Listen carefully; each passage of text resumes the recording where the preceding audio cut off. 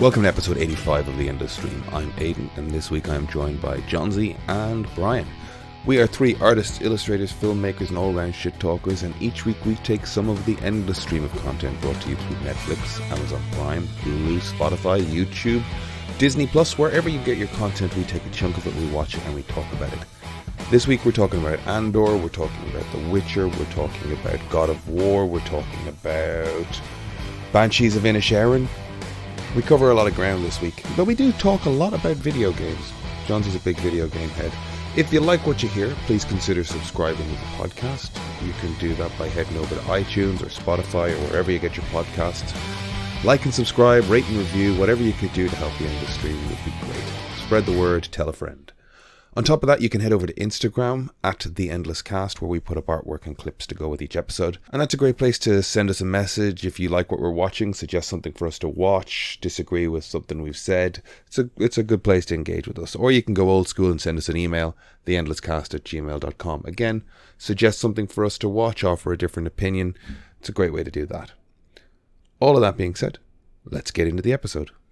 Well, I'm going to start as I've started the last few weeks and just start giving out. Comedy update. We're starting to schedule the next show for Bag of Cats for November 25th. We're having a little back and forth with the venue. We're not going to go into that here. They're being lovely. We're just trying to solve a little scheduling issue. I've got Taron O'Sullivan, Stephen Bradley and Dave Coffey, Sean Begley, Elaine Rose. We have a bunch of cool comedy acts all lined up for the 25th. We just got to lock down the venue. That's looking forward to that. And then I got asked to be a producer on an application for a Seen and Heard show, which is a theatre show, which is cool. I have to pretend I know how to produce theatre. That should be fine. You'd be a fucking natural in. Just wear a cravat.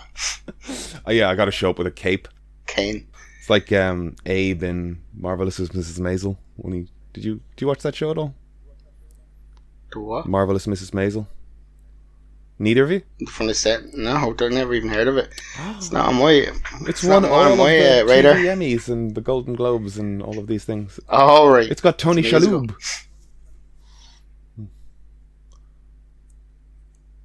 I'm not wrong here. No. That is a big show from Amy Sherman Palladino, the creator of the Gilmore Girls. I'm very Matt Berry when it comes to musicals. Who? It's not a musical. It's a sort of loose adaptation of the life of Joan Rivers. Illegitimate theatre. I will be proved right by the listener base here. So that's fun. We're putting in an application ourselves to do a show at the Seen and Heard Theatre Festival in February, and then someone else we know was like, hey, Aidan's doing good work with this Bag of Cats thing, let's ask him to be the producer. And I was like, oh, I feel, do you get paid for that? Seen. No, there's no money in any of this. All right. It's just still. I think it's probably just, but I think at the end of the day it's just going to boil down to like managing emails and making sure people show up to scheduled practices and things like that. Not completely thankless work. Good for the CV though. Except for when you win awards. Yeah. Good for the CV. Yeah, and when you win awards. That's it. But it means that the last sort of 6-7 months of like creeping into the comedy community is kind of paying off to the point that someone else in it is like, that guy's doing good stuff, get him involved, which is cool. How's your imposter syndrome going? Oh, it's still terrible, but I'm not going to stop. I like the way you said you creeped into I infiltrated I've the comedians. Successfully infiltrated. Yeah. They think I'm one of them now. Yeah. There's one or two people that like see me, but I just try and avoid them. You're going to become famous for Robin, what's his name's jokes? James Corden's jokes. Corden's jokes. Yeah, that's what you'll become famous for. You'll be accused of Robin James Corden jokes. Oh man, that's... They'll be so distilled by that point, though, they'll be practically new again. So. Yeah. Well, no one have heard his actual jokes, so they'll be fresh for everybody. Well, Corden was never a comedian, though, was he? He was an actor. Comedy actor.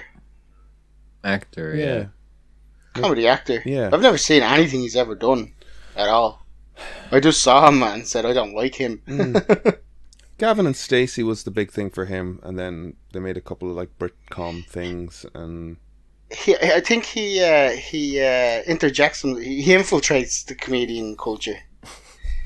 Stuart Lee has a video on YouTube there about how much James Corden's gone around saying he's his favourite comedian, and how James Corden fucking hates him. Stuart Lee hates Corden. Oh, yeah. It's gotta hurt.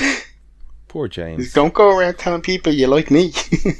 It's funny that then he gets caught stealing Gervais jokes because Lee was going off on Gervais, wasn't he? Lee goes off on everyone. Yeah. Everybody, yeah. Did you hear his... He's very charismatic. Makes me like him. Yeah.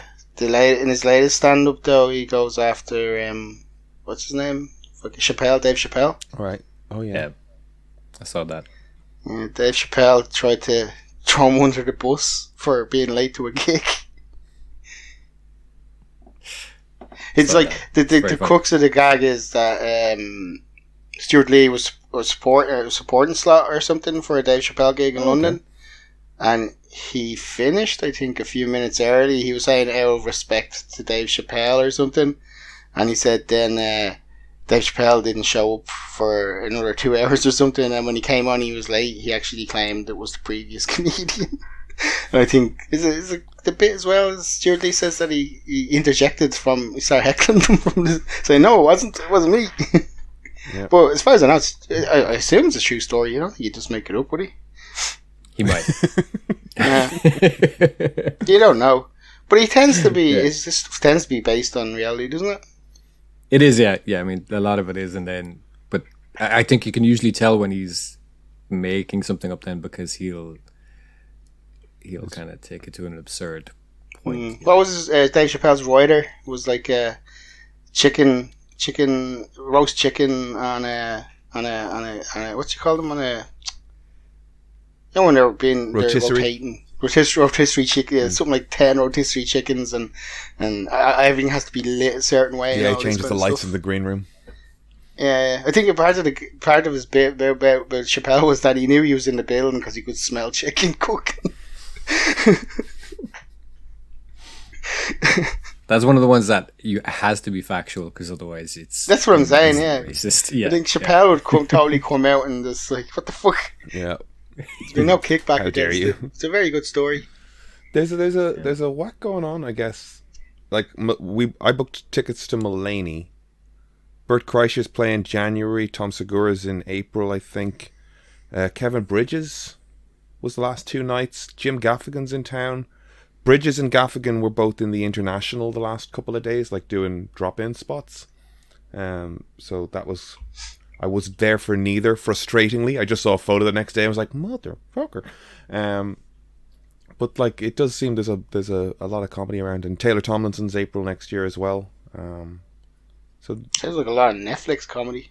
Yeah, but they're the ones that are getting huge push, I guess. But I mean, that's why there's more comedy around, like, you know, between podcasts and streaming specials. There's just a kind of a wider awareness of kind of comedians, all these people. That's because we never would have gotten this many high profile shows in a year, let alone that many in 1 year. And there's there's the thing with the post pandemic, there's not enough venues for comedians. Probably where we're getting spillover from the States, like. Yeah. There's a lot. There's supposed to be a big problem in the States is that there's not enough venues for the amount of live acts, like music and comedy, like that are trying to catch up. Yeah, and the pandemic definitely, like, there's a lot of, I hear from comedians as well that like they were sort of middling, and then they put a special on Netflix when everybody had to stay home.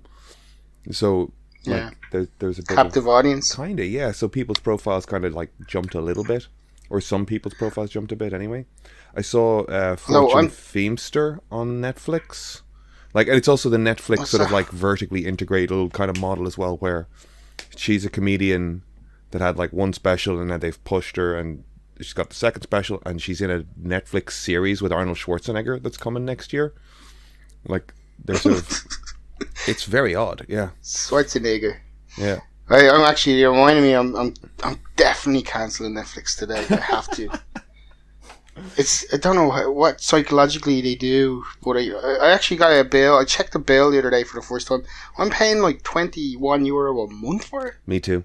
I upped my quota when I moved back to this house, and my brother's like down the end of the Mews with his missus, and there were 4 of us in here as well. And I was like, we all want to watch. I'm the only one using mine though. I don't give my password out to anybody, and they're going to stop that anyway. Yeah.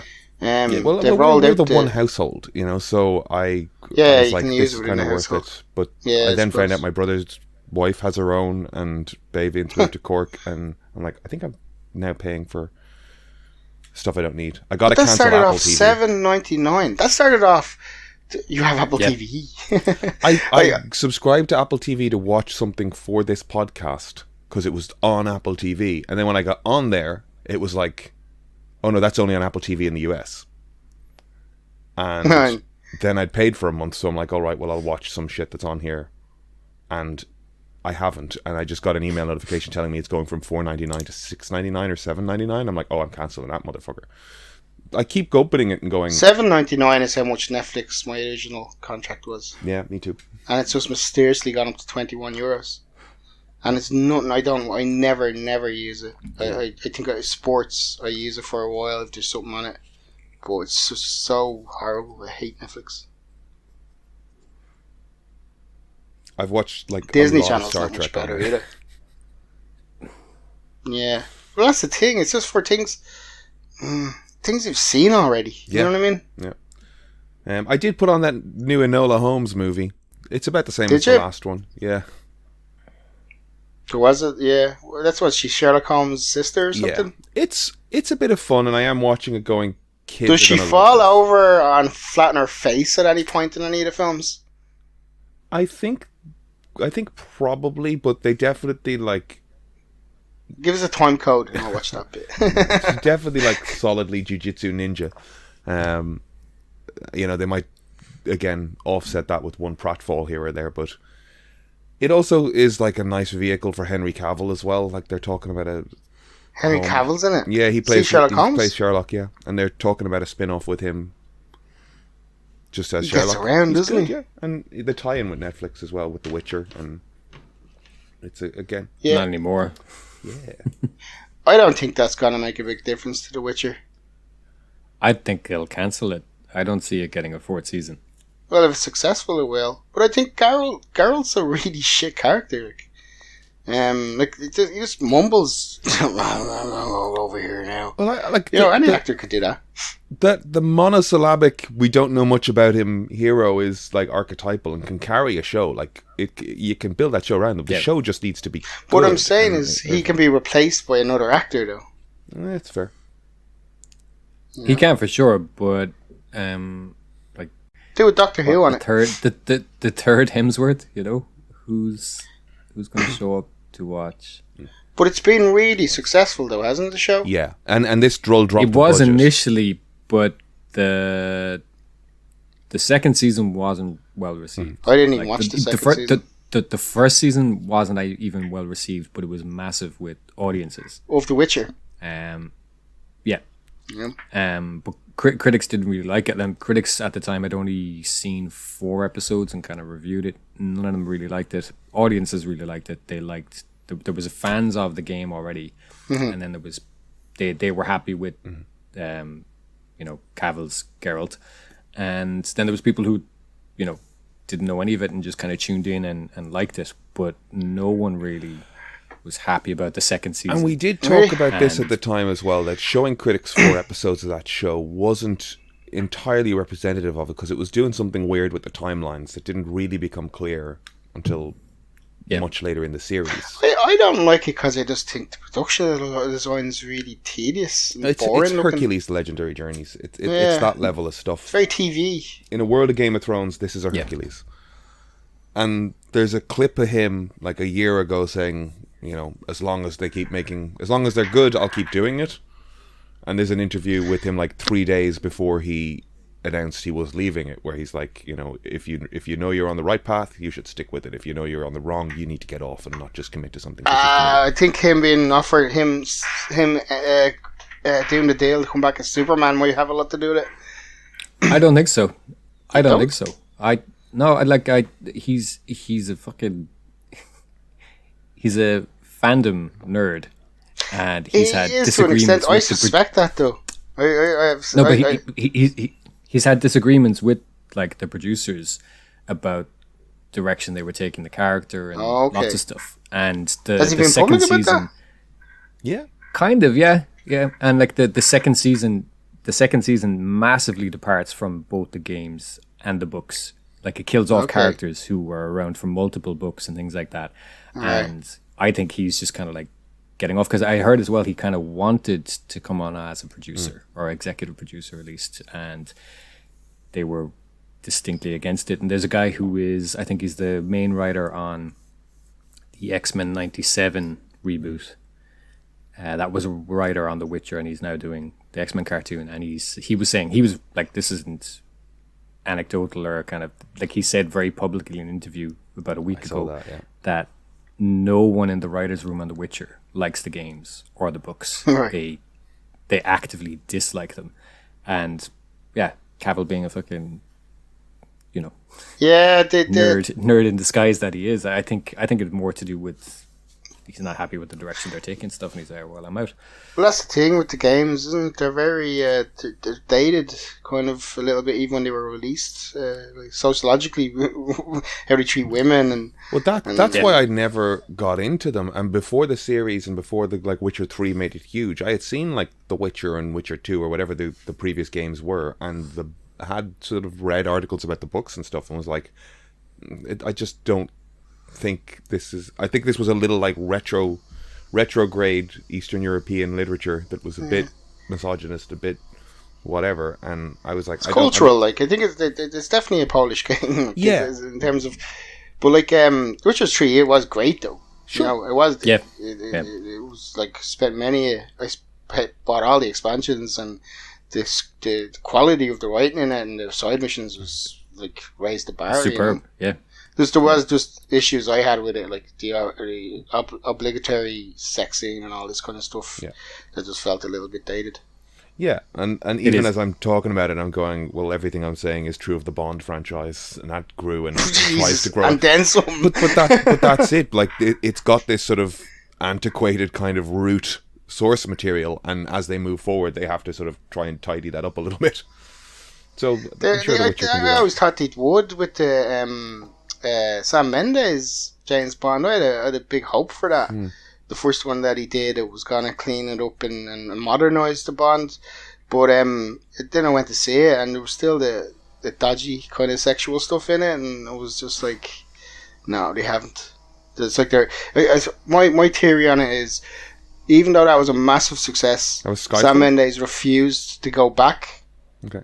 And I have a feeling that was because there was probably a lot of conflict in making that first one. And then I think they waited for him for a couple of years to come back. And then when he came back, that one wasn't great either. So I thought the second one, I thought, okay, he's going to, Spectre, I think it was. I was like, okay, this one, he's going to have free reign. The other one made $1 billion. They're going to let him do whatever he wants. And then it was just, no. Not even a good director can fix Bond. For me, personally. Yeah, that's the caveat on the end of that. I still enjoy Bond. Yeah. But it. Well, the Bourne films killed it. He showed what a James Bond film should be. Yeah. Which is a lovely, handy segue, because it's Tony Gilroy was involved in those Bourne films, and he's the. He did the first one, didn't he? I think so. I know he's got the Bourne Association anyway. And have you watched any of Andor yet, Brian? I started watching it, but I haven't got into it. I haven't given up on it. I haven't watched it to the point where I'm like, what are you finding wrong with it? I just like the week it came out. Was it 2 or 3 episodes came out? The day it came out? 2 episodes. I think it was 3. And like I had them. It was 3, yeah. And like I had them on. And the third one was finished, and I couldn't really tell you what happened. And again, like I haven't really made a judgment about it. Were you It's just focusing watching on it? Were you doing something else while you were at it? No. I, like when I put them on first, I was like sitting directly in front of, like, it wasn't background stuff, and I just found myself not tuning in. And I tried watching it again. The same thing happened. But like I said, I haven't kind of watched and went, "This is crap. I'm giving up." Did you get to the actual heist? No, that's episode 6 or something. You only got through episode 3? I think that's episode 3 or 4, but that's where, like, that's the build. It's a slow boil up to that, but like fucking that I was already liking it to a certain extent until the actual heist. I thought the heist as well was going to be at the end of the series, so it was kind of like going, bollocks, this is going to be, you know, this lot of talking or whatever. But they get right into that, and it was just, I don't know. I was very engaged with it, and it just kind of did Star Wars. It does Star Wars really good, really good, like for grown-ups or something. That's it. Yeah, I mean, I've kind of been I've been singing its praises on here the last few weeks as well. And you can go back a year ago when they announced these shows, and I was like, "Who the fuck wants more Andor?" And yeah, like, that's the exact same. It is funny that, like, I do know that every time I react really negatively towards something, I end up going, "It's fucking amazing." But the last trailer really got me. The last trailer I thought was really good. Yeah, once we started seeing footage. Yeah. I think in the first episode when he shoots that guard, I thought that was like, okay, that's a mission statement for the show. Yeah. This isn't your normal Star Wars, you know. Yeah. It's unmerciless. Or it's sorry, not unmerciless. It's merciless in the way that he deals with people. Like it is that Han Solo shot first thing. It's okay. We can't revisit that Han Solo thing. People have been giving out about it forever, but fucking Cassian Andor is going to shoot first, and he's going to do it a lot. You know. Well, no, I think it's in terms of his arc. I think it's shown where he's coming from, and he's a very amoral, grey character. You know, which is. It's a survivor. We'll see how he knows right and wrong, but I'm going to survive. Yeah, but he doesn't give a shit about the rebellion. You know, and the whole point of the show over 2 seasons is going to be what gets him on that island at the end of Rogue One. Yeah. You know, and I'm looking forward to watching Rogue One again after. I hope they bring in more characters. They brought in Saw Gerrera, Forrest Whitaker it was like a cameo so far. I hope he comes back into it. Because he's supposed to be a really good character in Star Wars. The history, Rebels or the... Yeah. Look, he was invented for Rogue One, and then they started... No, he was in the animated shows. He was in Jedi Fallen Order, the EA game from a couple of years ago, and he was good, because he was kind of like... In Rogue One, he just seemed so hysterical and shouty, and... I couldn't get into the character, but in Jedi Fallen Order, his character it's more calm. I really like Forrest Whitaker. It's cool having Ghost Dog in Star Wars. But like, yeah, they've brought him in now so far for that scene, with what's his name, Hemsworth? Is it? He's the Hemsworth. No, whose dad is he? The actor who plays the lead of the Rebels, the guy that owns the shop, the ornaments shop. Stellan Skarsgård. Yeah. So that scene with him, it was a good scene. Yeah. But I hope that's not the only time we see Saw Gerrera. Well, that's what I'm liking about it as much as anything. Is like the action scenes are great, and they've put the money into it, and I love the production design of it. But the scenes, the two-hander, like. Diego Luna talking to Andy Serkis in the cells, you know, and how that ties back to, like, Andy Serkis is physically in something that I don't hate him in. That's crazy. he's come a long way, hasn't he? He's doing that angry London East End accent, but a little subtler than he did before. It feels more like a real character. Yeah, you need to watch this stuff. It is actually really good. And everyone I know that's talked about it. It's like what I like is it's planting stuff in the story all the way through, and when there's not cliffhangers, but the last line of each episode is usually quite pronounced. Yeah, and you go, shit, it's over. Like, when a show does that to me, I'm like, bollocks. You know what I mean? Never more than 12. Usually, I'm I'm tuning out 15 minutes before the end. I haven't got that since Lost almost, or Leftovers or something, where when the title card flashes up at the end, you're like, shit. Yeah, it's a rare instance of the fact, like, the week to week is holding me, you know. Compared to the others, though, compared even to the Mandalorian, they just feel like, look at this big ship, look at this big planet, look at this other space, this space alien. Whereas this just feels like a movie. And it's set, and it really feels like a movie compared to a TV show, but it's set in the Star Wars universe, but it's not pushing it in your face all the time. Yeah, there's so when you have see a TIE fighter come along, you're like, TIE fighter. there's a moment in I guess, like, when I get to the end of a Mandalorian episode, it's like popcorn. It's like, hey, that was a nice half hour. That was fun. It's over. Let's look at some art on the end of it. Going, this is the the exit from the theme park ride that's still sort of like dressed like the ride you were just on, where it looks like Star Warsy and shit. But this is like, my heart's beating and tension is building, and I'm on board for episodes and that's the good thing about the heist episode, was it was so ambiguous whether they were going to pull it off or not. It actually dragged me into it, and that never happens. I'm not going to say whether it's success or not, but like, it was just, you could see it becoming. I think I said it to you. I was almost tempted to fast forward to the end of the episode just to check what happens, and then go back and watch it. It could go either way, Like, I could have watched that show in either direction, like it working or not working. No, I'm happy with it, and it's so sad that it's not. It's pretty much a flop by Star Wars and Disney Plus standards, allegedly. It's strange. They're not getting the numbers they thought they'd get. Well, I don't know. Maybe it'll slow build. I think Star Wars has to be.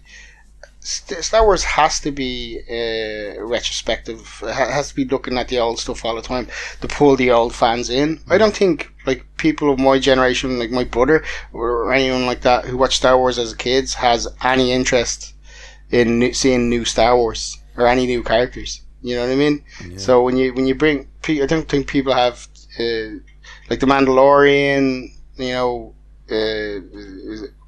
I suppose that's new characters, but he looks like Boba Fett, really.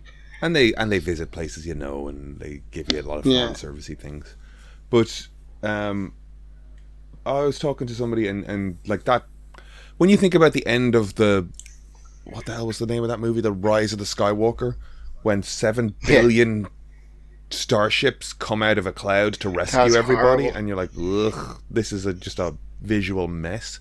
When you think about the tension that's elicited from 2 starfighters heading towards where the heist is taking place, all it took was less is more. Yeah, but I don't. That Revenge of the, was it the Rise of the Skywalker? I don't even blame J.J. Abrams for that. I think that was just Disney, just mismanagement, and then they just got him to come in and salvage what he could of it. It's a horrible film, though. The Narkina 5 stuff, like, you've got to see it's nice that it's like, that's THX 1138 visually, right? Like, all the white and the shock sticks and stuff like that. It's nice to see that little reference as well, like, so explored. I like, actually, when the head of the prison warden, the guy comes out when they're electrocuting, the little smirk on his face, so he's really enjoying. He's a complete sadist. Yeah. No, I don't want to spoil it too much for you either, Brian.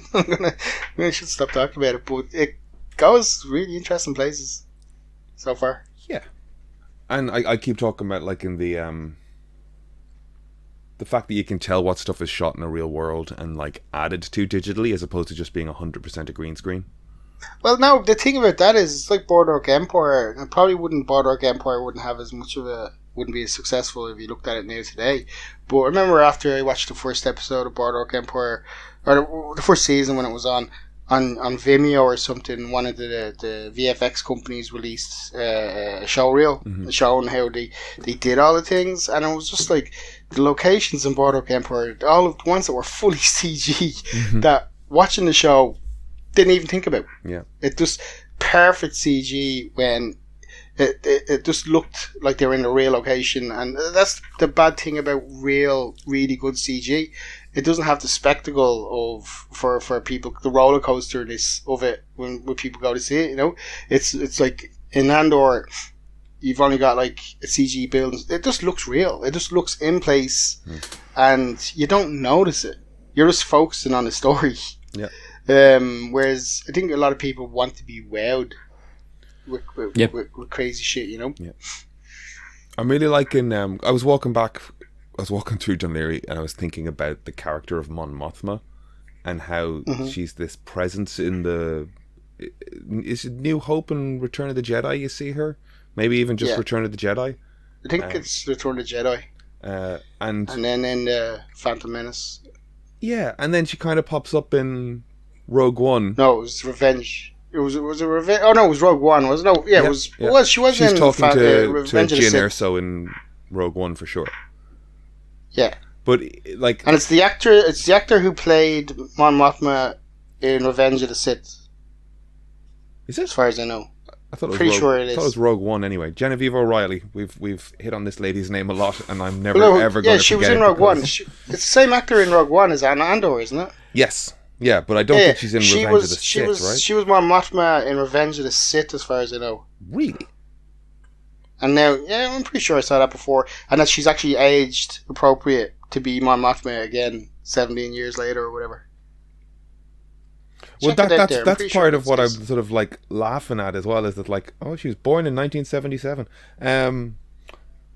because that's when Star Wars came out. Same age as me. Oh. Look how much she's achieved. Impressed now. Thanks, Aiden.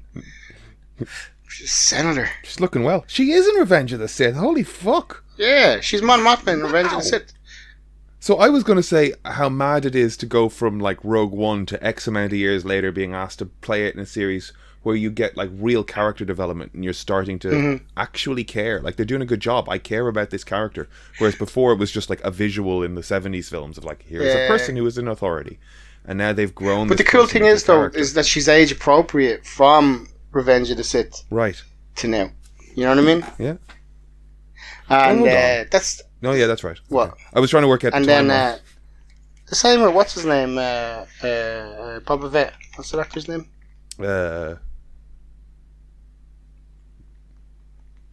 Look it up. I don't want to look it up because I should Tamora know. Morrison. Thank you. Tamora Morrison, yeah.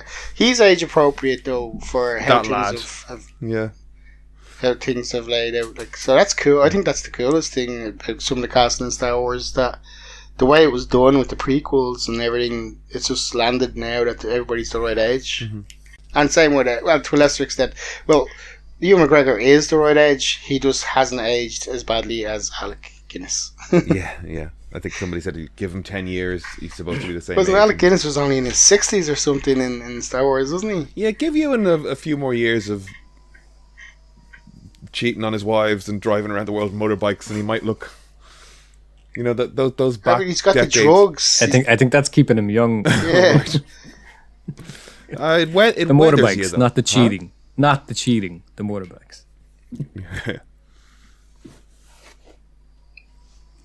But if Obi-Wan is 10 years before Alec Guinness is supposed to take it on, I suppose it will line up. Yeah, 10 more years of living in the desert and you look a bit rough. But Alec Guinness looked really, really old. Well, it was a different age. A more civilized time. Did you watch Tales of the Jedi at all, the animated thing? The six short episodes on Disney Plus. I started watching the first one and it's got that horrible art style and I just turned it off. Yeah, okay. Like, that art style, like, it has gotten so much better from when you go and watch like the first Clone Wars episodes. I know it has. It still has. It's still not for you. It's someone in Disney that maybe they've made so many shows now they're afraid to change it or something. It's funny because it's like when it started, it was definitely emulating Gennady Tartakovsky's 2D stuff, the graphic shapes, and then they kind of. Which I didn't really love that. I didn't love that style or the show. The style. I didn't watch the show. Okay. Probably because I didn't like the style. Well, they're kind of unwatchable. I just felt it didn't fit with Star Wars. Like, Well, he had been doing Samurai Jack. Separately, it's a lovely art style.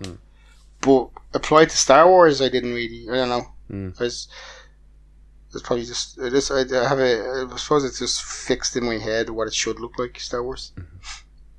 I think, I talked briefly about this Tales of the Jedi thing last week, and maybe I wasn't aware of what it was going to be, but I thought it was going to be a broader exploration of it, kind of like we had with the anthology series. We saw the different studios. What is the Star Wars Visions series? Visions. But this is very much like, here's an origin story for Count Dooku, and here's a little expansion on Ahsoka Tano.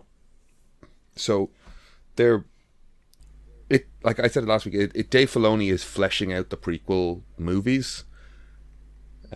Like he's still like backloading or sideloading in giving a shit about these characters. So now I can go and watch Count Dooku in Attack of the Clones and go, I know how he got to there. I care more, as opposed to when I first watched it. That sounds like a great Saturday night. But let's go watch Attack of the Clones.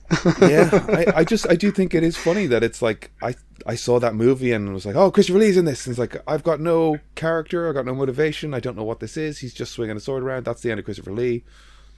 Who gives a fuck? But like they're doing something anyway in terms of like showing him as a much younger man with Qui-Gon I'd probably watch it. His Padawan, and if it wasn't for the art style, you'd watch it. Yeah, probably. I just really have a strong dislike, and I know it sounds a really superficial thing to say, but it just pulls me out of the story. It distracts me. You know. I'd almost watch. I'd watch. Oh, see, this is the thing. I think it would fall apart for you in the back end, but the fourth one is called The Sith Lord, and it's where Count Dooku sort of makes his decision after Qui-Gon's death. And it's got this lovely sequence of maybe, just 90 seconds of him sort of walking away from the Jedi Temple and boarding a ship and flying across Coruscant, and the music changing from kind of Jedi aligned to sort of dark side aligned, but it kind of enters a sort of a pitch bendy kind of Vangelis Blade Runner vibe. So there's this sort of 90-second cityscapes that's like, they're taking off Blade Runner here, and it's nice. I liked it. But the back end of it, I think you'd be annoyed. He just fights another Yoda. Yaddle. Well, I think what the animated shows, I find that it's going to be harder for me to get anything out of it because I think they're more geared towards children. Mm-hmm. That's maybe whether that's a prejudice I have or whatnot. But like, say in Andor, there's no spoiler. Brian, you need to watch this. It's like a minefield here. No, I brought Brian and said he's not. The interrogation technique is such a Star Wars solution. It's such a Disney solution. How can we make this menacing, but not start chopping off fingers, violent? Yeah. Not explicitly violent. Yeah. And they get around, and it is imaginative, which is it's a testament, I think, to Andor. They're still managing to make it seem traumatic, a little bit darker. Yeah, like the thing is that there's some creature that they discovered when they the Empire, when they took over some planet, that when it died, it released an audio, a sound that was the most distressing, horrible sound that you could ever hear. So what they've done is they've manipulated it and synthesized it, and they put headphones on her, and they're using that as a torture technique to get the answers out of her. But it's all unfair, though. It was really well handled. It's all unfair. Like I like when she says to her after the first session, "Don't worry if you can't talk. We'll take head shakes and things like this." Like you're just setting up how bad you really sell it, like how bad the thing is. Like, it's cool. It's very clever, I guess. But like, there's that darkness to it that when I see an animated show, I don't think I'm going to get something like that. Because they are like, these shows are greenlit on the strength of what their audience are going to be, and I think, Disney Plus putting a very adult. I can't see them putting a very adult animated show on. Yeah, I'm trying to think back if that can be refuted based on anything we saw in Star Wars Visions. It walks a line. It walks a line. Like if you don't show blood, you can get away with anything, type of thing. Well, Star Wars Visions, I wouldn't say less so that's directed at children. That's more directed at fans of anime. And it wouldn't be. But I think the serialized animated shows on Disney, I think. Yeah, the stuff that looks like the latest animated thing, the stuff in that style is geared towards a younger audience. Like it's just business sense. It just makes good business sense for them, So when I see it that it's in that style, I tend to just switch off and go, I'm not going to really get engaged by this. I don't think I will, I really liked Tartakovsky's series, though. I loved it. I don't know.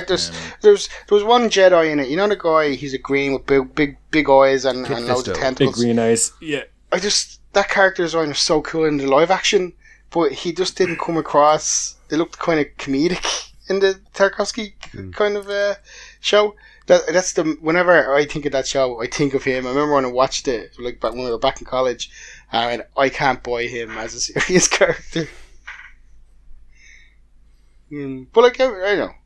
They do look lovely. They look amazing, but I'm just coming at it from as a Star Wars kind of fan that I just maybe if I watched it now I'd have a different view of it. I get what you're saying. Like I don't really like that Kit Fisto's design anyway, and I kind of agree though that it looks kind of goofy in that format because it's almost bordering kind of caricature. What I think it is even like Mace Windu is kind of he's a badass in that series, but it's kind of a caricature of. Well, I think it's more of a Genndy Tartakovsky show as opposed to it being a Star Wars show. Yeah, no. People have even said that it seems like he was allowed to do it off in a corner because it's so different from how the Clone Wars are depicted. Yeah. I think that's what my feelings towards it was. I went into it wanting Star Wars, and it wasn't Star Wars, so I just built up this dislike of it because you tricked me, kind of thing. Really? See, I went into it thinking this is the direction Star Wars is going, and I was excited. And then when it didn't do that, I was disappointed.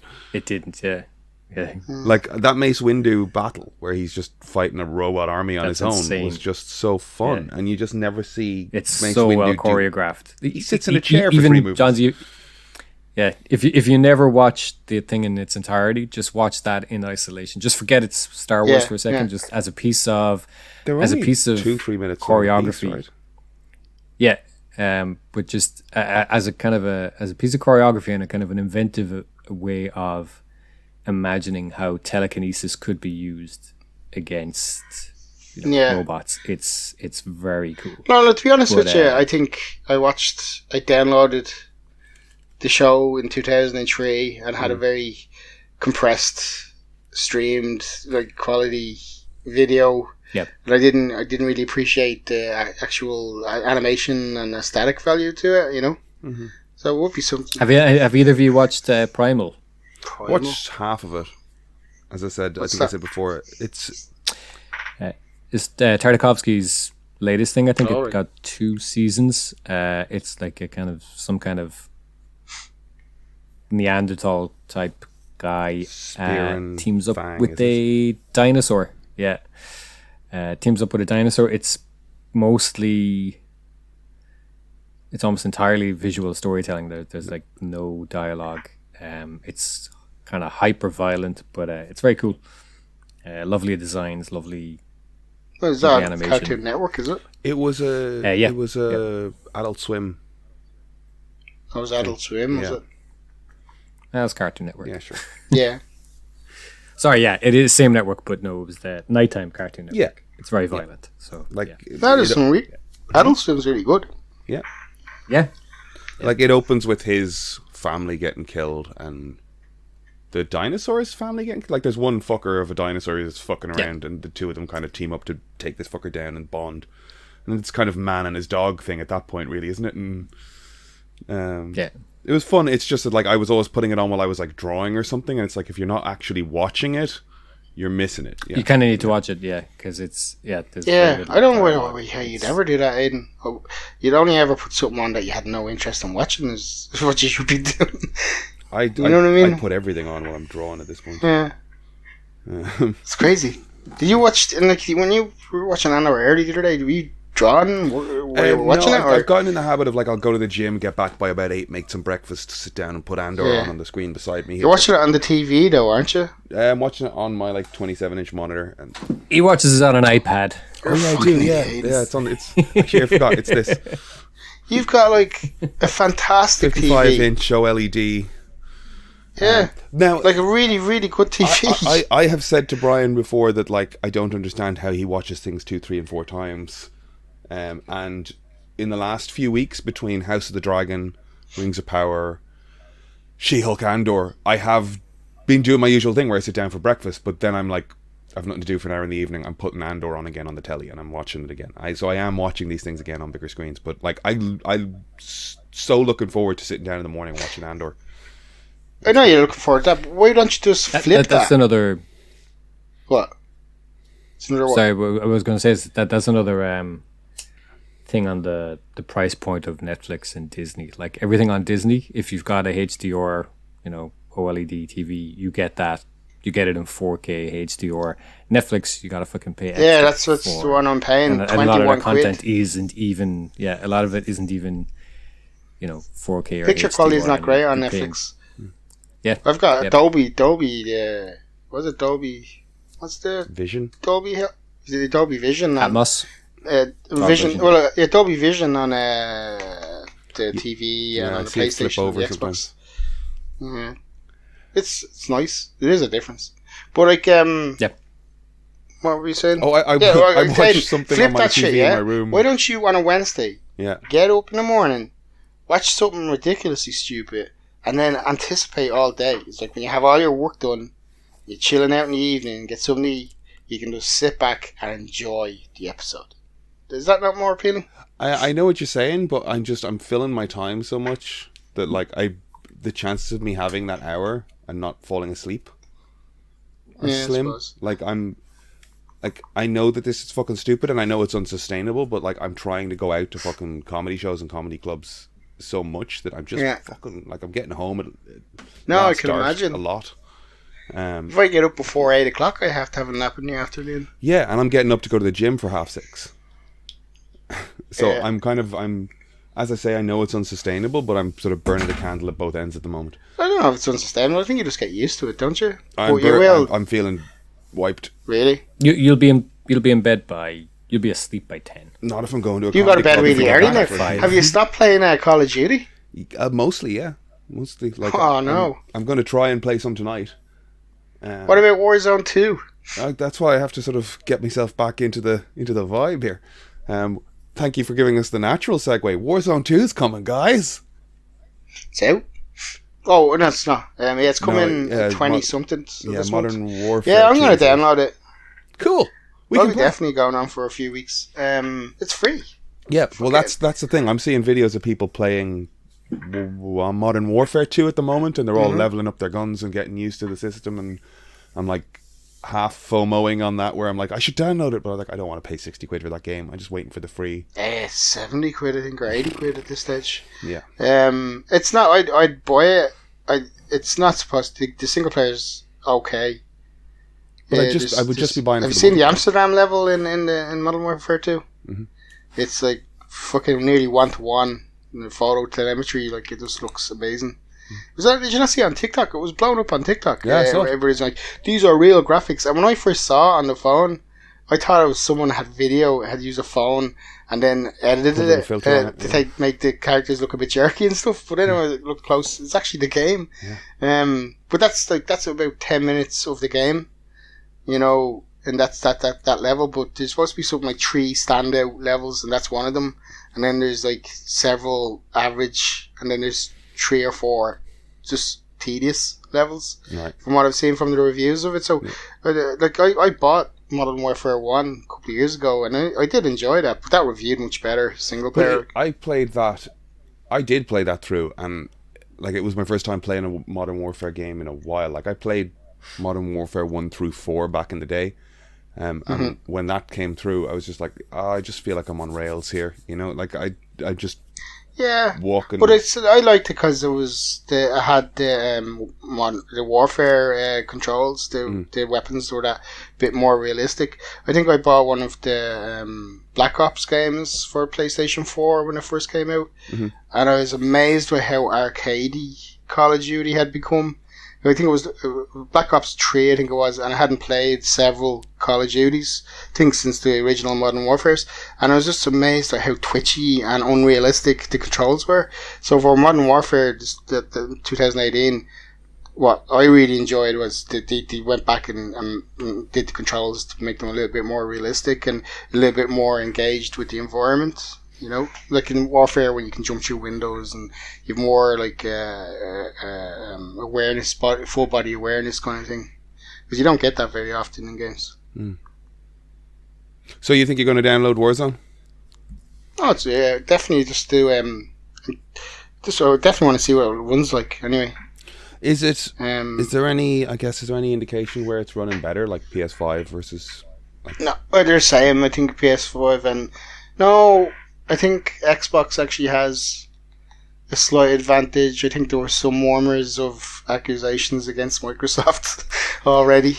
Sort of like for PS5 because they bought. They're in the process of buying Acclaim or not Acclaim. Infinity Ward, Activision. The whole they bought the whole shop, Everybody. The whole building. Yeah. They bought everything. Everything Call of Duty. Sony are going around at the moment, going to world governments, kind of sending them emails, going, "Don't let them buy that. It's not fair." Yeah. Didn't and then Microsoft the new Modern got shut Warfare down 2 for, ad has exclusive PlayStation 5 content. Microsoft got shut down for Monopoly stuff in the 90s, didn't they? Well, no, it was Internet Explorer, wasn't it? That was the big thing. They've always had a lot of antitrust kind of lawsuits and cases, because they're pretty monopolistic. Like if Activision thing goes through, and if the next Call of Duty is free day one on Game Pass, PlayStation's fucked. Are you playing anything on the PlayStation, Brian? You're a PlayStation person. Nothing new. I only got around to playing Hollow Knight last week. Right. Hollow Knight came out A while ago, I started playing it last week, and it's great. It's like €7. Free on Game Pass. Full, but then I'd have to play on a fucking Xbox. Xbox cool, man. That's all I'm kind of playing at the moment. And Bayonetta 3 came out Friday, and I started playing that, and no good. Performance isn't great on it, is it? I don't know. Like it's not. No, I think I was playing for about 2 hours, and I was only just getting into the actual game at that point. But fucking hell, it looks rough. I'd say wait a few months until it's updated. They'll have to do something with it, because like the Digital Foundry review, John Lineman reviewed it. He despite the performance problems with it, he still thinks it's an amazing game. You know what I mean? But and like it's very unusual for Digital Foundry to say that. Like, you know. Yeah, I was playing it for about 2 hours, and there was just so much fucking just bad video game storytelling shit at the start before you actually get into the actual meat of the game. And by the time I got into that point, I was like, okay, well, I need a break now, and I haven't picked it up. I ordered it. It was supposed to arrive Friday last week, and it didn't arrive until Wednesday. I think somebody was trying to steal my package, but that's another story. Tell that story. So yeah, no, it's too long. It's just packet. Ordered the thing. Supposed to arrive Friday. Got a text saying this is on the way. Checked it. It was like, yeah, we tried to deliver this, and you weren't there. I was like, I was there. Sent an email. Didn't get a reply to the email until Tuesday. Right. It was a bank holiday though, wasn't it? Bank holiday, yeah. But it was supposed to arrive on Friday. Well, bank holidays fuck up things like mail and all that. Yeah, no, like I did. This was kind of threw the emailing and phone calls and stuff, the way they work with deliveries, this is DPD, is like I think it's scanned when it leaves their depot and is put in a van, and then when the driver's in your area, whether they're like outside your house or in the kind of 10-minute radius or whatever, they will scan it again in the van because they're about to deliver it, and then whatever hour that's in, if it's 2:30, well, you get a text, don't you, saying your package will arrive at 10:45 or whatever. Yeah. So I got that text, meaning the guy was in the area. So like it would have had to be scanned and then scanned again. So when they put it back in the van, it gets scanned again, and then that updates on the page saying it's going back to the depot. So like it got scanned saying, this is in your area. Then sometime later that day it was scanned again. It's like, anyway. And you didn't even realise the game wasn't that great at the time. You must have been bullying. But I'm listening to this story going, you remember I sent you a birthday present that was a hard to get book and it never arrived, and the book, the company was like, it seems to have got lost along the way. We can send you another one. And then go figure. No, like the package was ripped and everything. Because the thing is, when it arrived on Wednesday, my sister got something delivered to the house that was delivered by DPD, and that arrived that morning. And I called them up and I was like, where's my package? He was like, oh yeah, I know, they're in the area and you'll get it. And it was only after I called twice on Wednesday that the driver came back, and it was the same guy who delivered my sister's package that morning. So, like, I don't know. It seems like somebody was just hoping that, like, if after 7 days it's not delivered to me, if I don't accept the package, it gets returned to the person I bought it from. It's a pretty niche thing for someone to want to rob, isn't it? Given the other thing that went fucking missing, I'm like, maybe they've got some fucking nerd that has flagged Brian as the guy that gets sent cool shit. Yeah. But the thing is, they know it's coming from Smith's, right? Yeah.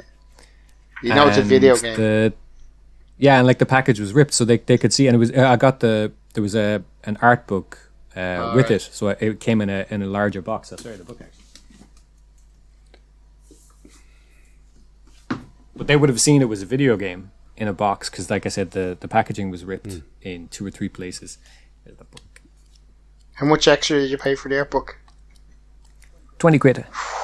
That's a lot of money to spend for a soft cover. I sent him this 30 years of Capcom art of book. This is 250 pages, though. So. That's not bad. I sent him this 30 years of Capcom art of book for his birthday that was sort of, I guess, like out of print or pretty old at that point. And like I was kind of just happy that the retailer was like admitted that it got lost in transit and refunded me. Like they said, when we get another copy and we'll send it on, and after like a month and a half, like, we can't get another copy of this, will we just give you your money back? I'm like, sure, yeah, grand. But that's sad. But now he's got that sweet protein performance on it. I hope it's not selling that well, as far as I know. It's selling okay, but it's I think it's slightly behind Bayonetta 2 at the time. But it's just, I think it's more proof that Nintendo need a new Switch. Yeah, like they're really. It looks like Bayonetta 1. Yeah, that's what I mean. Well, if you think about it, the Switch is basically a PlayStation 3, Xbox 360 level of power. Yep. You know, it is. Yep. And just through modern development techniques that they can make games look so good. Yeah. Like they have the FSR in some of the games or whatever. The super resolution stuff. Like my problem isn't even really the performance at the moment. It's the way it introduces like the different mechanics and systems. And like when I was comparing that to the first Bayonetta, it's just such a smooth, slick playing experience. The way it introduces like all the mechanics, the way combos work, just everything about it was just a joy to play. And this is just not.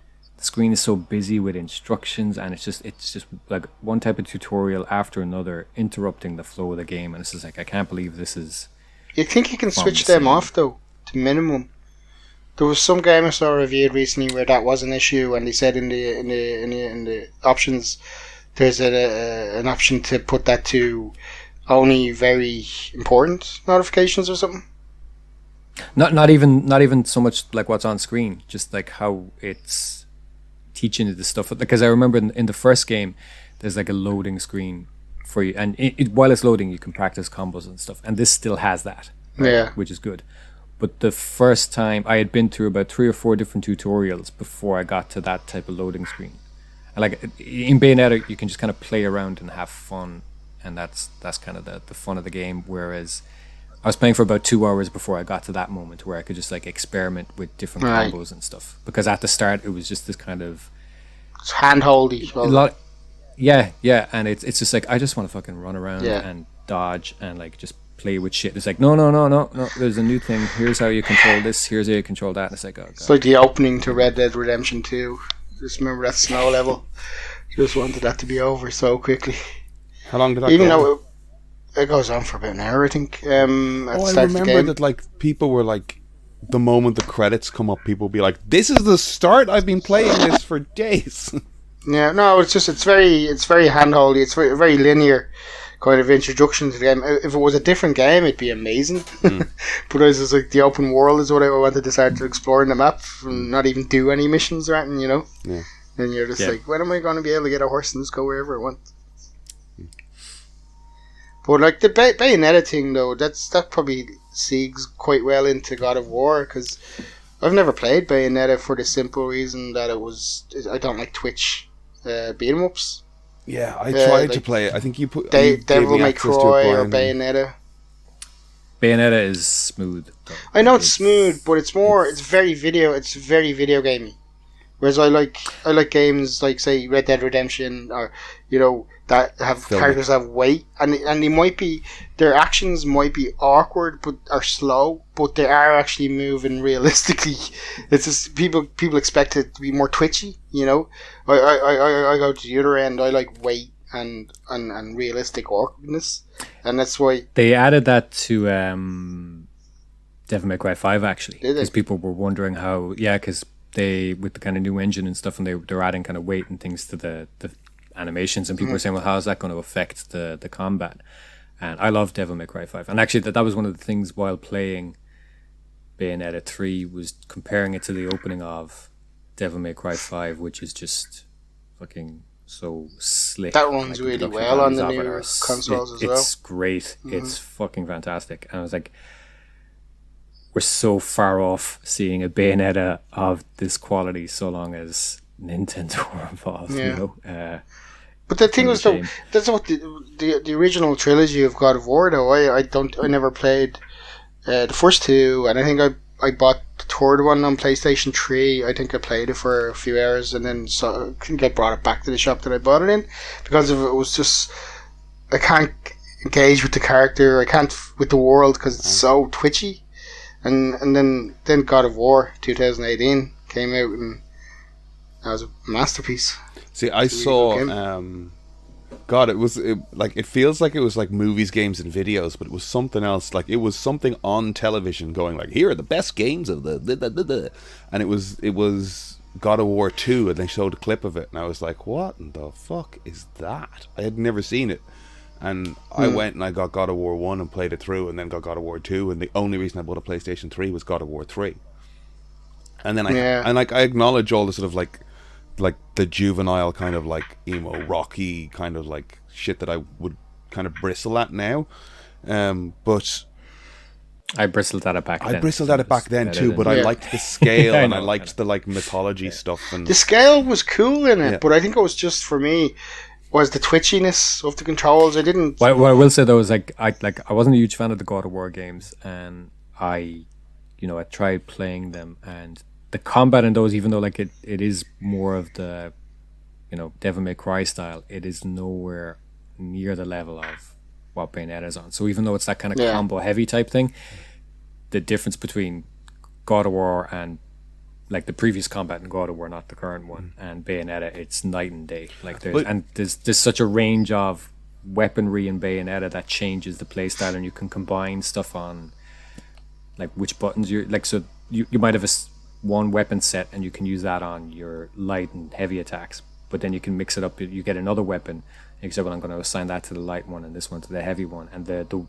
different ways you can combine stuff that changes the move style and the set it's so much more than just a quick paced But watching God of War, button masher, you know. like, and my only context is the original trilogy. I haven't really played the PS4 version, which I would like to, but it's on PC now, Aiden. You should wait. This is true. When I think about playing those games, the combos that I'm carrying out feel very like targeted and effective, and like I know I'm doing it to hit the guy. When I played something like, because Bayonetta has Capcom associated with that, am I making that up? What's the Namco? It was Platinum Games, but Platinum, but they were formerly Clover, which was owned by Capcom.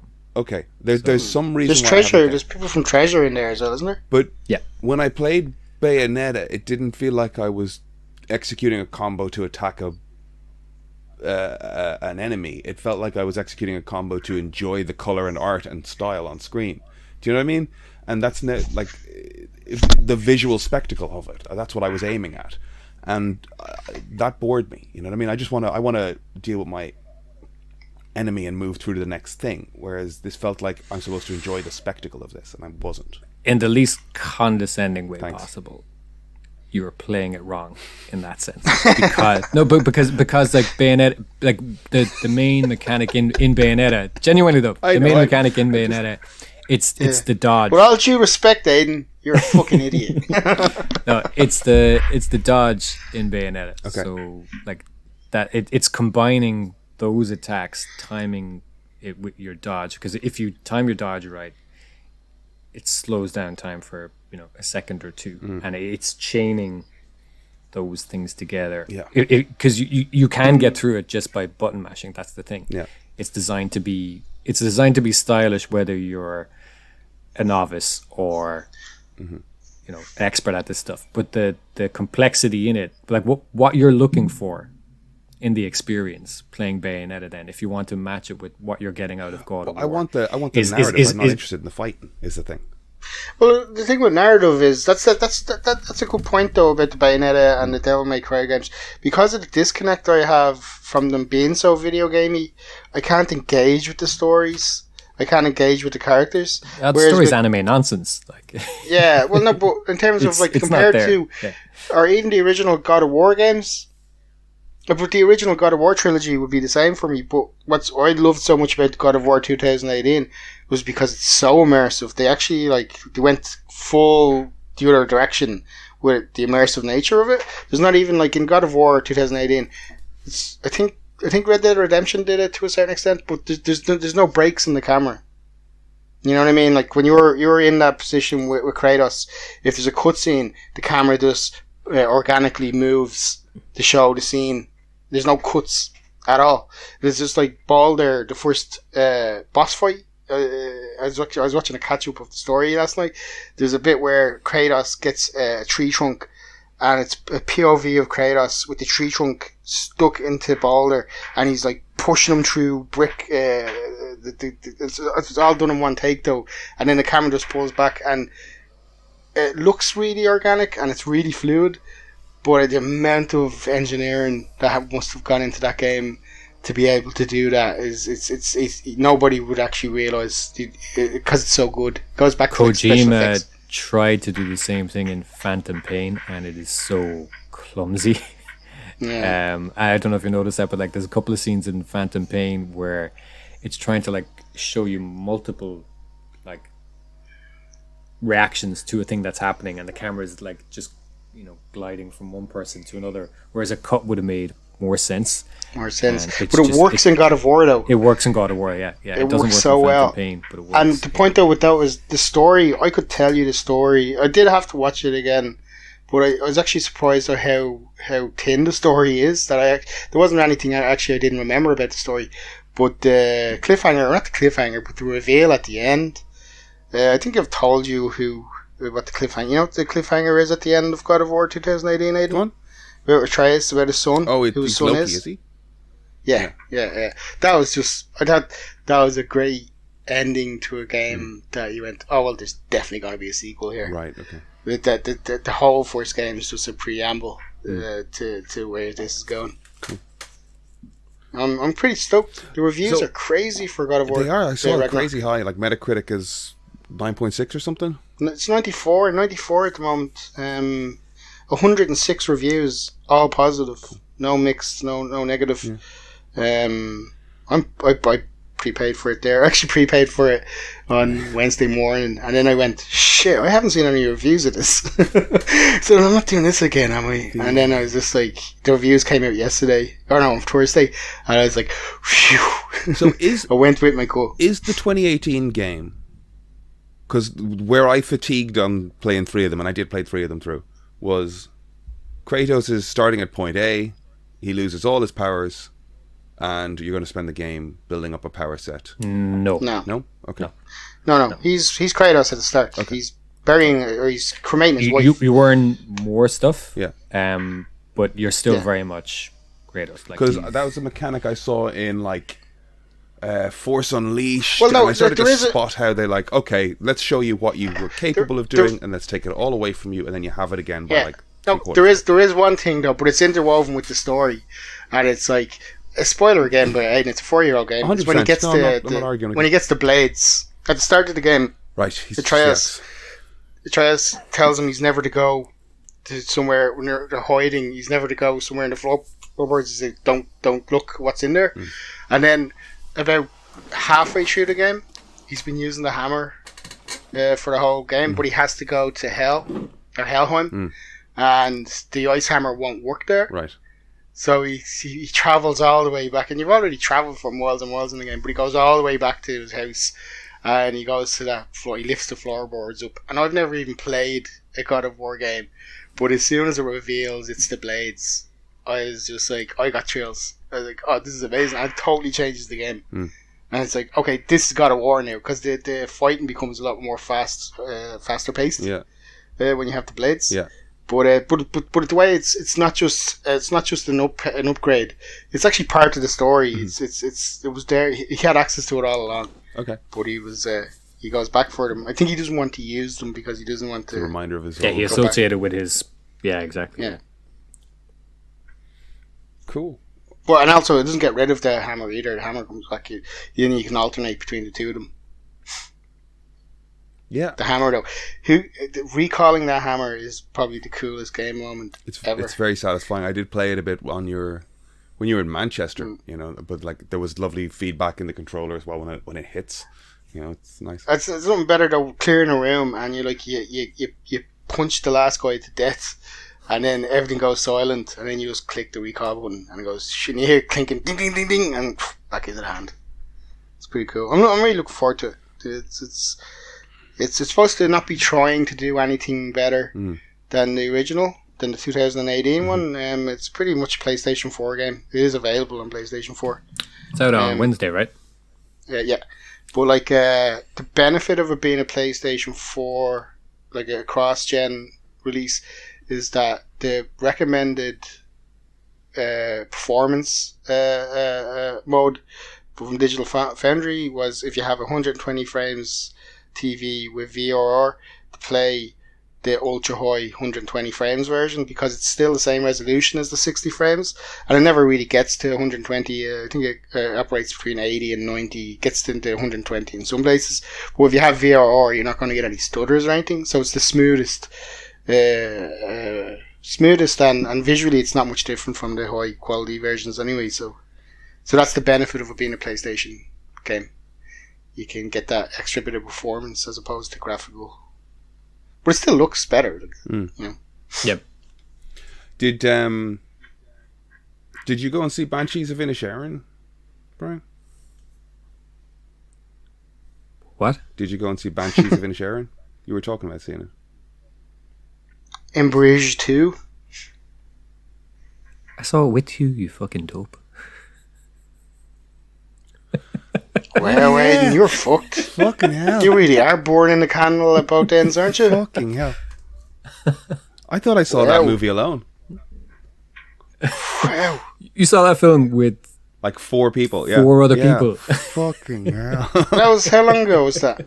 A week? That was like 2 weeks ago. A week, maybe 2 weeks ago. Yeah. Was it hey, good? Brian, you went to see Banshees of Inisherin. Did you enjoy it? I did. It was very good. Quite enjoyed it. I'm so tired.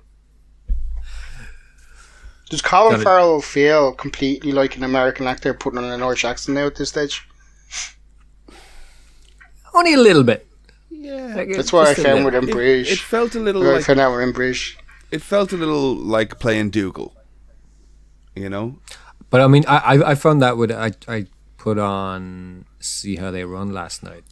No interest in watching it really. I saw the trailer for it and I was like, that looks bad. Saw it was on Disney Plus. I said that I'll fall asleep to that, so I put that on. Saoirse Ronan's accent in it is just so distracting, Irish. Yeah, it's mad. She's that's Irish why American, In Bruges was like for me and the two boys. This is kind of I know it was a very successful Irish film and all that, but I couldn't get into it because their accents, they just sounded like they were putting on an Irish accent. I kind of find that though with a lot of things. Like I find that if you watch, I can't think of it.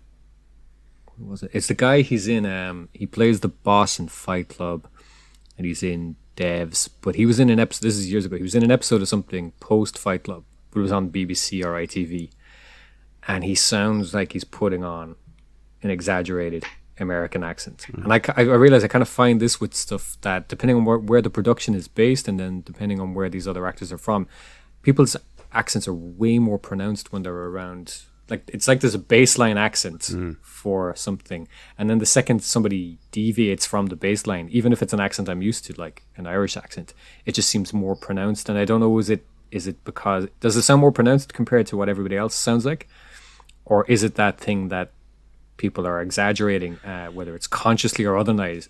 But they're on set. They're Lenny Henry, you mean? Yeah, that's like. Bad enough, Lenny Henry. I just associate him so much with mid '80s. I really like Lenny Henry. Light entertainment. With the Bobby Davro, Freddie Starr, Jimmy Savile era. Some of my earliest memories of like TV comedy are Lenny Henry had a show every weekend on BBC Two or something, and I'd look forward to it on a Saturday evening. I don't know, but like the thing is. That pulled me out when I saw Lenny Henry appear in the Rings of Power. Is it? Yeah. But then as soon as he started talking, what is that accent? I don't know. Are they hobbits? They are. Yeah. There's. I think that's what we sound like, to be honest. So. No. That Lenny Henry's accent sounds like. It sounds like his stand-up from the 80s where he would do an Irish accent. I just listened to him on Off Menu. He's doing podcast rounds to like promote a book and probably Rings of Power as well. He doesn't stop switching between like caricatured accents from whether it's Caribbean or West Indies. He's like a scary shtick. uncle at a funeral or something. That's his. But it's true to him. Very. It's true that he is being true to him. Yeah. No, it is. I have no idea what Lenny Henry's done in the last 30 years. He's just not been on my radar. So I'm stuck with this light entertainment English TV image of him. I know he's married to Dawn French. Yeah. Isn't he? Yeah. Well, he was. That's a long time ago. They've been divorced for ages. But it's just so funny seeing him pop up in Lord of the Rings. It's like seeing Brendan O'Carroll or something pop up. That'd take me out of the scene, like. Like I watched the Brendan O'Carroll film. Was it the Mrs. Brown Boys movie? Have you ever seen that? Yeah. I had to watch it there recently. And there's a scene in it where they go to a dojo. Right. And it's the most racist fucking thing. There's loads of racially charged jokes in the film. Like, it's just... The audience, it's total Brexit audience that they're going for. Popular in England, yeah. Yeah. But the dojo scene is like something that was shot in a Carry On film in the mid-60s or something. And I actually went on YouTube. I wanted to show you actually, and I couldn't find anything online from that scene. It's like it's been scrubbed from the internet. But that's what Lenny Henry is for me, though. Very middle of the road English 1980s humour. It's like a family member showing up in Lord of the Rings. That's what it's like. Yeah, I didn't hate it. I didn't hate it. I like Lenny. I just have a real a nostalgia or an affection. Has he ever for him. done anything remotely like that, like dramatic acting? Yeah, he has. He's like, sure I he think has, he's even yeah. done a run He of has, I like, think. did he do Macbeth on the West End and stuff? Like, he's done a whole. Did he? Yeah, he's done a whole sort of phase of, branching beyond comedy. Russ Abbott. That's the era that Lenny Henry's from. Right. You'd go to a show and it'd be he- Russ Abbott and Lenny Henry headline. He was on the black and white minstrel show and stuff in the late 70s and mid 80s. Who was? Lenny Henry. Yeah. Like, he talks I about didn't want to having go to into shake that, off get that, into the racial side of it. But there is that's the other thing, the self-depreciation of an ethnic minority in English entertainment. It's like if you watch them old videos of Bernard Manning. Remember, I got into watching them for a while. Yeah. Played in the workman's clubs in Manchester in the 70s, and there was one black guy comedian, and his whole shtick was coming up and being self-depreciating about black people. Mm-hmm. And it was just really weird. A room full of white racists laughing their ass off at this guy. And I think there's some characters I think Lenny Henry did that I remember, and looking back on it, they were like, he did an Afro-Caribbean character that had a really pronounced accent and all this. So I think that's what when I think back to Lenny Henry. He's very establishment. In the 80s. I mean that's the British system, isn't it? It's the BBC. It's light entertainment. It's like do the comedy clubs until you get on the panel shows until you're Michael McIntyre. And then enter some sort of national treasure status if you haven't burned your fucking bridges. Yeah, seeing him in Lord of the Rings was like Michael McIntyre coming out of a little hut and doing an Irish accent. That'd be something else. But that's not going to pull you out of scene, Aidan. What will? Have you watched The Lord of the Rings, The Ring of Power all the way through? Yeah. And you enjoy it? Yeah, I mean, it was. I was watching it in conjunction with House of the Dragon, which I really enjoyed, and it really was like a fairy tale versus Game of Thrones, like fantasy drama stuff. So, yeah. Like, there's lovely stuff in it. I do think that, like, I'm not a big fan of, fandoms, people that are obsessive over stuff, and there's a lot of, like, Lord of the Rings. There's people that are just like, oh my god, she's so beautiful, I love the armor, and then the other end, I'm just like, shut up. And then there's a lot of people who are like, oh, it's so inaccurate to the book, and I was like, it's just fun, just have fun with it. Like, I've only watched the first episode, and I watched 5 minutes of the second episode. I think I decided not to watch it or something. My takeaway from that was just, it looks amazing. But the story-wise, I just wasn't engaged in it, and I didn't care, really. I was just watching it. But it's just like style over substance. Is that true? Is that a valid It's opinion of the definitely a whole little bit series? style over substance, but not in a shallow way. And the story does start to take shape. It's kind of threading stuff together. It's very much a kind of a prologue season. Right. And if you're familiar, I'm sure you're familiar with like the kind of lore and mythology of the world and kind of the events before Lord of the Rings. If you're familiar with that stuff, it's kind of cool to see it interpreted and see how things came to be. I think it's worth sticking with because it's... What is it? It's 1,000 years before the Lord of the Rings. It's at least, yeah, maybe And more. How long was Gollum? Was Gollum... was he a Gollum for 1,000 years? No, he was a I Gollum mean, for a long time. I think a long time, but I think that it's still bound by like the Hobbit lifespan of like Bilbo's 111 or something, isn't he? And like I think Gollum's life. No, but Gollum himself. But when he originally gets in the Hobbit, when he gets the ring off Gollum, hasn't Gollum been Gollum for like that's why he looks the way he looks? He's been that way for a while, 600. yeah, like at least. So Yeah. I wonder if 600 is it? So we won't be seeing Gollum in ring. I'm just desperate to see a familiar. Well, not Galadriel and things in it, but There's other stuff too. It's worth watching. Well, you desperate. I think. You think you're desperate. You feel desperate to see what a familiar character. yeah, it would be nice if Gollum was in it. Okay. I like Gollum as a character. If they showed him in at an earlier stage, but I suppose there's not much to say about him, is there? He just hidden. Well, the mountains. Well, I mean, look, once he hid in the mountains, you can do whatever you want with him for 500 years. He just goes back to the mountains.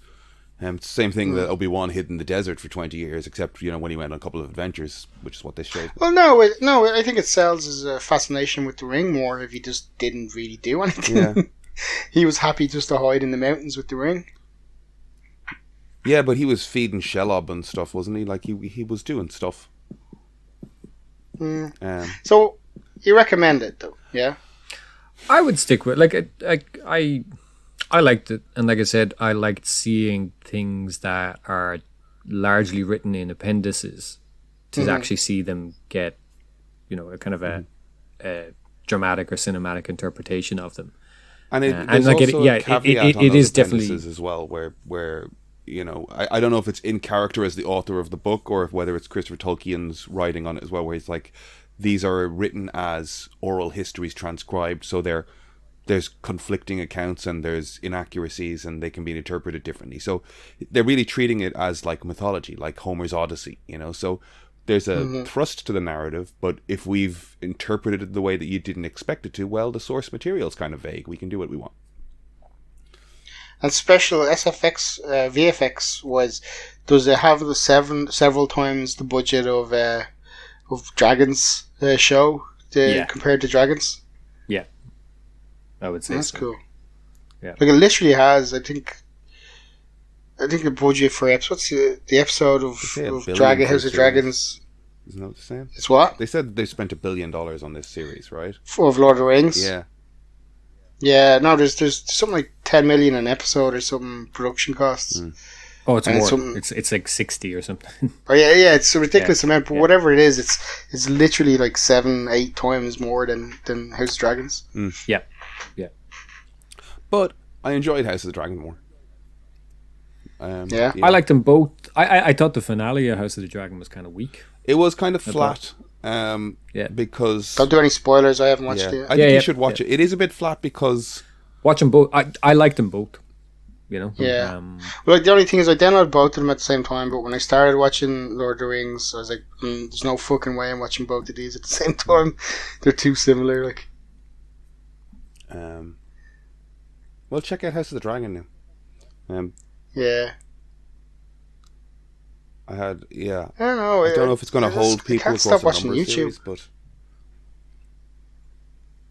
the amount of times I sit down now to watch a film or a TV show and I just end up going on YouTube. Yeah, it's fucking our attention spans up, isn't it? Not attention span. It's never-ending story of videos. Well, but what are you watching? What are JB's what am I watching top 10 recommendations? Top 5 recommendations on YouTube? Well, I'm watching one. Just Eat? Uber Eats. No, it's just an Uber Deliveroo cyclist in London. Mm-hmm. He does video blogs. Right. And it's just I don't know. There's something better you can really. It's not so much the narrative; it's the environment. He's a really cool guy. It's good to watch him. You get the impression from him. He's got a kid and a wife, and he's like a young guy, and he's trying to make a bit of money. The delivery's not his main job, but it's I don't know. There's something really cool about watching someone cycling around a city. I don't know. Maybe it's because I haven't been in a city so long. What's the name of that? But that's what I'm saying. I can't remember it now. It's just Eat London or London Eats or something like that. I think it's London Eats. Right. And then there's the Harold Balder and Bald and Bankrupt. Do you ever see any of their videos? No. They're just video blogs. They travel around. Bald and Bankrupt, he's an English guy who learned Russian in school or something, and he primarily goes to Russia and India as well. But they're really good travel logs. They're just, I don't know, they're really addictive to watch. There's so many of them. And Harold Balder is a Norwegian guy. He's also travels around the world. I think it was during the pandemic I got into them because it was interesting to watch how they got through the pandemic because it affected their profession so much, But and YouTube. But are they video games? Short? I watch video games more than I play them. Like how long is it? Some of them up to an hour. An hour just cycling around London. Oh no! That one, London Eats, his are 20 minutes. Okay. He'll just do from when he checks in, start the night, and talks about what he's hoping to accomplish money wise and all this kind of thing. And Usually has a new electric bike or something. I don't know. It's just they're just it's real kind of ambient TV, you know. Mm-hmm. But then the Harold Balder and the Bald and Bankrupt, like Harold Balder has been gone for the whole year. Last January he did a video series in Tibet where he was doing a hike over a few days, and it was probably one of his best series. Like, it was just a really interesting to watch him walking this hike, you know, and the people that he meets, talking to them and stuff like that. But then he disappeared for the whole year, and he only came back on. It's something to do with Ukraine. He's a Norwegian guy, but I think he had a business in Ukraine, and apparently he's fallen out. Just some reading and gossip kind of stuff with Bald and Bankrupt, the English guy, because Bald and Bankrupt, he's not so. He tried to stay in between Ukraine and Russia because he mainly goes to Russia for his videos. So I think he was being a little bit political. He actually got arrested in Russia there a few weeks ago, and the Russian government released the video of him being interrogated. Mm-hmm.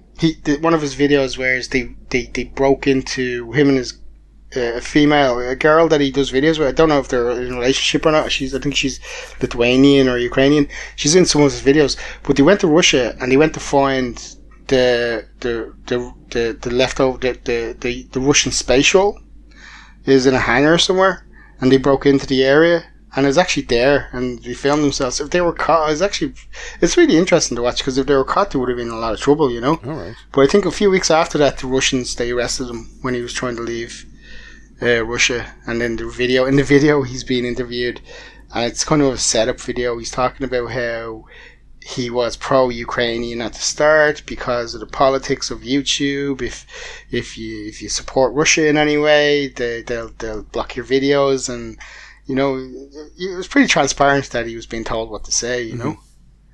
But yeah, these real life narratives, Aiden, real life drama. That's what I'm into on YouTube. You can't act this shit. No, but they're just really good videos. Cool. And then like video games. I watch video games far more than I play them now. It's just sad. It's one I'm really looking forward to, God of War. It's the first game since the start of the year that it's a big release. It's a big game, and you know it's going to be good. Because like for me, the last big game was Elden Ring. Was good. I did enjoy it. I kind of got stuck on a part and never went back to it. But in Horizon Zero Dawn, they're the last two games that I was genuinely excited for. There's been nothing else for the rest of the year. Did you play Tunic, Johns? Tunic, no. It's actually on Game Pass. It's good. Check it out. Yeah. It's good fun. No, it is. It's reviewed well, but it's an isometric game, isn't it? Yeah. Yeah. I think I've become very immersion centric when I play video games. Something I've always liked about video games, but it's like, you know, Grand Theft Auto 6. That's what I'm dreaming of. That's the pinnacle. I just can't wait for that. But like Red Dead Redemption 2, and do you still play GTA 5 at all? Do you ever pop in? Yeah. Especially when the kids are up. The kids aren't allowed to play it at home anymore, so they come up here. They want to play it. Because you've owned that 5 times or something.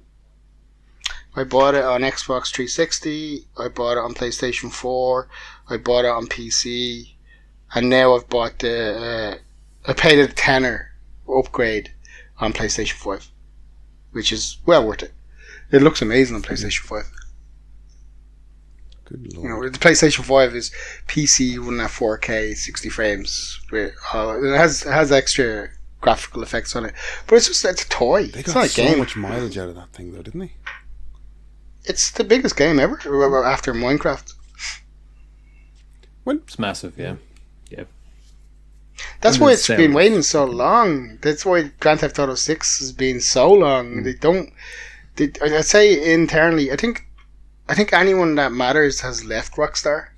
Like that. Not that matters. Anybody that knew how to make a GTA game has moved on. The two brothers, the two brothers have left. The main producer has left. I think Red Dead Redemption was his last project. So I think coming up Grand Theft Auto 6, I think this is going to be their first release. You know, with with the team without those people. So it'd be hopefully fingers crossed. But I'd say there's a lot of internal discussion. Like, okay, we're gonna kill Grand Theft Auto 5 online because they're gonna have to release a new one. You know, this the amount of people that use that and that live in that game. That's like metaverse. It's for a lot of people. I was surprised. Like every time I kind of hear something about it, I was surprised that it's because it's just quietly huge. You know.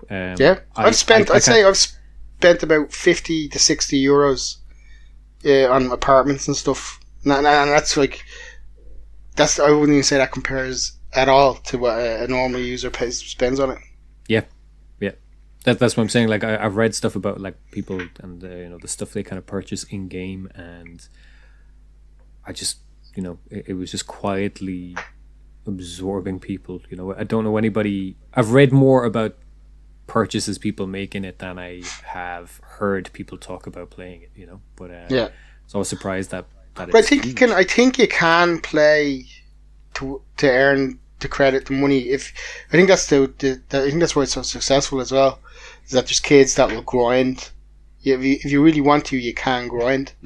Because like it's the new missions that come out. Like there's like single player missions and everything, but to enter that new the new season or whatever that comes out, you have to spend money to buy. You have to buy specific equipment, like a tank, to do this mission, and a tank costs in-game millions or something, so you'd have to grind and get that tank. But there's people that do that, Now, I've been tempted to buy a tank, I have to say, but I didn't. I've only ever bought. I think I bought an apartment because when heists came out, to organise the heist, you had to have an apartment with a certain level. And I remember, it was fun. I remember it was me, Zhou, and his mate from work, just chilling in my crib while we were planning out the heist. And I played that a few times. It is good if you play with other people that you know, because there is teamwork involved to do these heists. You have to do jailbreaks and all these kind of things. And it's just being able to shout at each other. I remember, Zhou wanted to fly the helicopter, and we were in the prison, and he was supposed to get to the prison by a certain time, and I was just checking in on him all the time, and he'd be like, "Oh, I'm stuck on a tree," and it's just it's fun. Like, it's definitely a really good game. It's as big as it is because it's so unique. Yeah. But it's definitely dated looking now. Like Grand Theft Auto 6, I'm really anticipating. How far away do you think 6 is? I'd say 2 years maybe. No, but I think tradition is the first 2 years from the first reveal video. So we haven't even had that yet. We haven't even had that. We've had the leak. Yeah. Like I watched as much. The leak looks cool. Like a lot of people are complaining about how basic it looks, but it's an in development game. Yeah. But even with that, it looks crisper. It looks more real. I remember last year they patented some new technology for NPCs to follow to pathfind. So I have a feeling things like cops chasing you and stuff like this, and it's more AI driven now as opposed to pre-scripted. So I think that's what I love about Grand Theft Auto. Every one that comes along, it just steps up the technology so much. The cops start taking to the shortcuts. Previous one. Yeah, well, whatever it is, but it's supposed to be a really good technology. They're using AI now properly. Did you get back into Cyberpunk at all? Because we're 2 years post that fuck up. I know, and I was reading the other day that now's the time. It's fully. I don't know. I always said that I wanted to get it fully patched when it was fully working, but I don't think I like the game. I don't like the controls in it. It's not a shooter. It's real janky. Right. You played it to the end, didn't you, Scuff? No. I had to stop playing it. It crashed so often. I said I'd go back. Well, you should put it up on PlayStation 5. Yeah, I kind of plan to. It's like, from that point of view, it's perfect now. It's solid, and it does look good. I don't know. I haven't really been playing games for the last year or so. My backlog is so bad. Like every time I'd sit down to play Cyberpunk, I'll just see an ad for a new game on Game Pass. Like say The Immortals Phoenix Rising came up on the Game Pass. It's like, have you ever seen that stuff? Yeah, The Immortals. Breath of the Wild, basically. Yeah, it's an unashamed Breath of the Wild ripoff, but it's good. I played it to the end. Like, I don't know, you have to pick it up. It's a really good world. It was kind of like in between Assassin's Creed and Breath of the Wild. The art style, on a global stage, it looks great, but there was some of the animations very janky, and it was a very low budget game from what I can see. But it's just really good. That's the only game I've really played to completion in the last year. Cool. I think I spent something like 60 hours playing it. Where did you get stuck in Elden Ring? It was you know that guy on the horse in the desert. Oh yeah. He's tough. He's tough. Yeah. It really pissed me off. What annoyed me about it was I'd already tried it about 50 times before I realised I could rise other people to help me. It's a game that just tells you nothing. You know what I mean? Yeah. When I see their ghosts, I go, oh, they're enemies, I'll avoid them, I'll get around them, and then get creamed. And I did that about 50 times until I think I saw it in a video or something. Oh no, you go over and you activate them and they'll help you. When I eventually beat him, I did it in about 3-4 minutes. Yeah, that's the thing. When you do beat them, when it clicks, it clicks. It's the same. Yeah. But the thing is, though, I'd run into I pretty much run into a locked door. You know what I mean? I couldn't, the city, I couldn't get past that city. And I knew there was, I can't remember now, it's a few months since I played it, but there was definitely an area I wanted to get to get stuff. You know, there is kind of ways around. Like you can progress without defeating him. You know, you can check out all this stuff. It does feel like you're locked off, but you're not. There is stuff. But I walked around that city like for hours, just hours and hours, and it was really. But it's like I said, it's not a bad thing. It's just if I go back to it now, there's going to be about 2 hours of climatizing. Just yeah, and it's like. And then it's going to be, I know what I'm going to have to do is tough. Whereas it's like, oh look, Immortals Phoenix Rising is on Game Pass. Let's play that. Yeah. It's like the opposite to Elden Ring. And I also kept waiting until the performance of it gets better. Although the performance with VR is brilliant. But no, God of War is my... That's your North Star for the week. PlayStation VR 2. I'm really looking forward to spending €600 on that so I can put it in a press and take it out when the kids come up or something. It's going to be amazing. I think it's going to be a better press ornament than even the HTC 5 was. That's how good it. I call them cupboard ornaments. Yeah, I've got it on a chest of drawers here. Looks lovely. It's like, I know, I'm looking for it. I think this could be, PlayStation VR 2 could be a watershed for VR on the console. The whole thing of it just being a USB-C cable that you plug into the front of the PlayStation, no setup required. It's inside out cameras. You don't have to have lighthouses or anything. And it's got like the power. Like I've only ever had VR using my old GTX 1080, which is still a pretty good card, but having a dedicated console VR. The games are specifically designed for that architecture, and it is more powerful than my old PC. I'm looking forward. Like Horizon Zero or whatever it is called, the Mountain, looks amazing. Yeah, you know, everybody's been hands-on with it so far. Has been really impressive. The price is totally the price is right because it's. Really I kind of tech. expected the price. Yeah. You've essentially got a fancy. High-end TV that fits on your head, and that's not. It's all technology in it, yeah. Foveated rendering and eye tracking, and it's kind of about what I expected it to cost. To be honest, I wasn't really surprised. But I don't know, because with the Vive, when I got the Vive, I think that's probably the single worst case of buyer's remorse I've ever had. Really?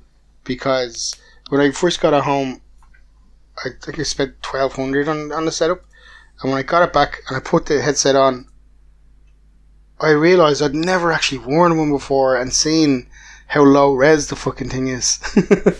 And that really bothered me when I first the blinds, the screen door effect and the god rays as well.